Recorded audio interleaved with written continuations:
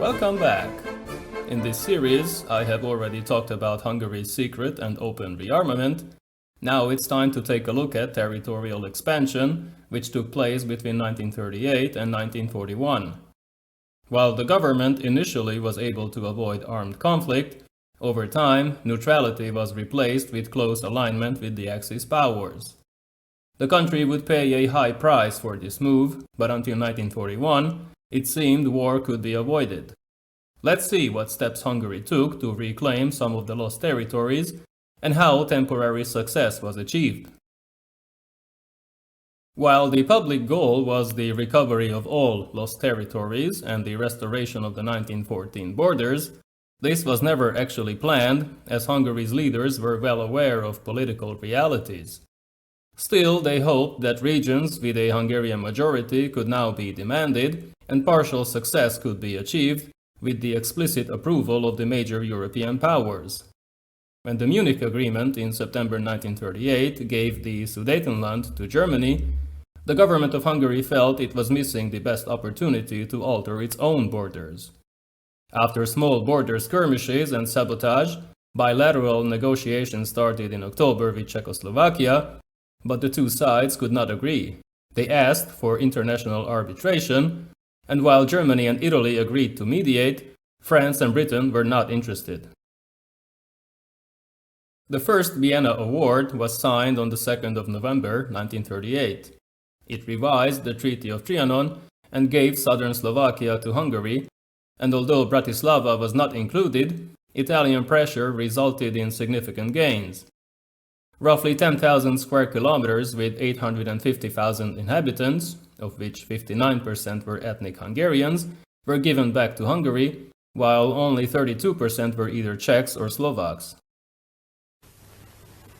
Die Räumung der abzutretenden Gebiete durch die Tschechoslowakei und ihre Besetzung durch Ungarn beginnt am 5. November 1938 und ist bis zum 10. November 1938 durchzuführen.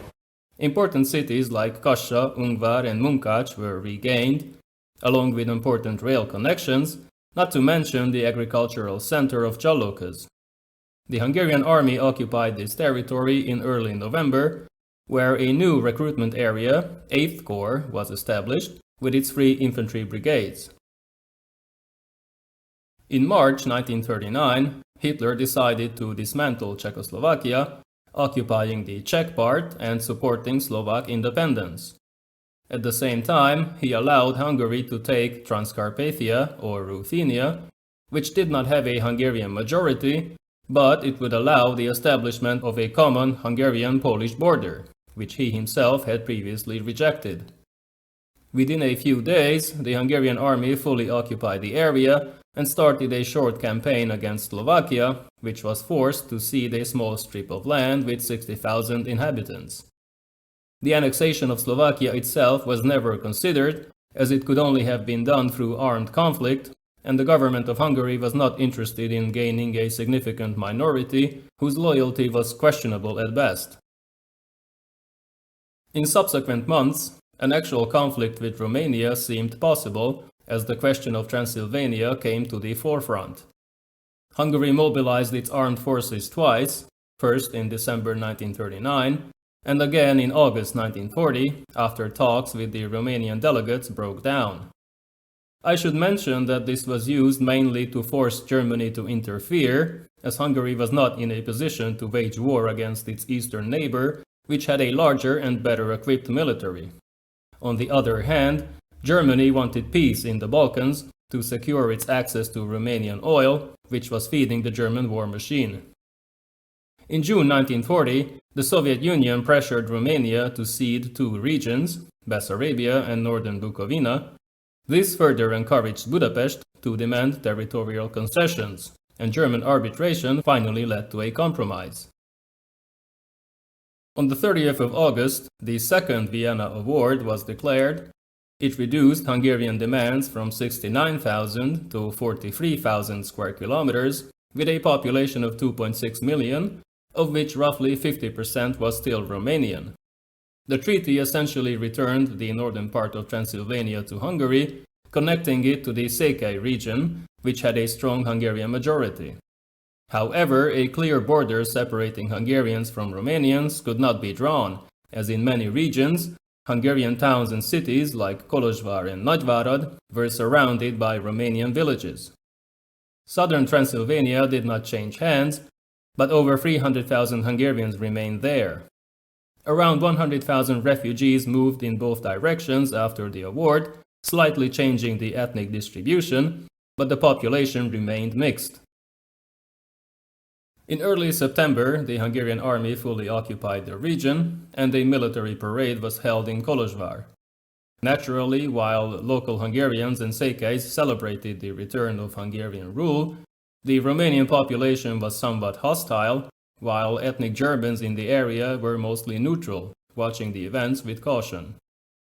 The occupation was mostly peaceful, apart from a few minor incidents, but it still highlighted significant issues with the army itself, as providing supplies to troops on the move proved to be very difficult. Often they had to rely on the local population, while their own supply trains lagged behind. Shortly after, the new 9th Corps was set up, with 3 infantry and 1 border guard brigade. Hungary enjoyed a few more months of peace. This period was used to reorganize and further expand the military. The ground forces were now divided into 3 armies, each with 3 corps and 9 brigades.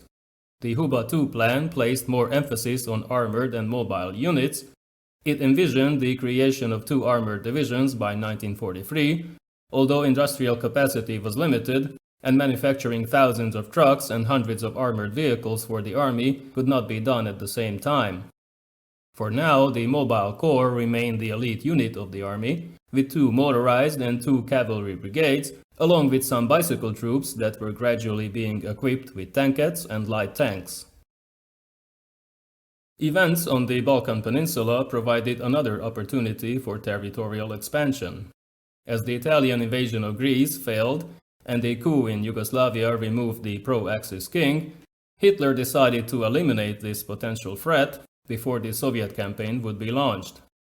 Romanian and Bulgarian support was quickly ensured, but Hungary hesitated, as it had just signed an agreement of eternal friendship with Yugoslavia a few months before, in an attempt to keep some sort of balance between German and Western influence.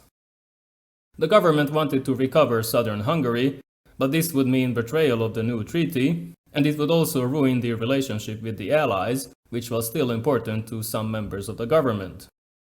A solution could not be found.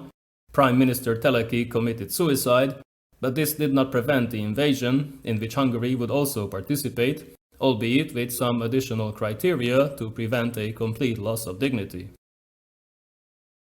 Third Army and the Mobile Corps were mobilized for the attack, which would commence right after the announcement of Croatian independence.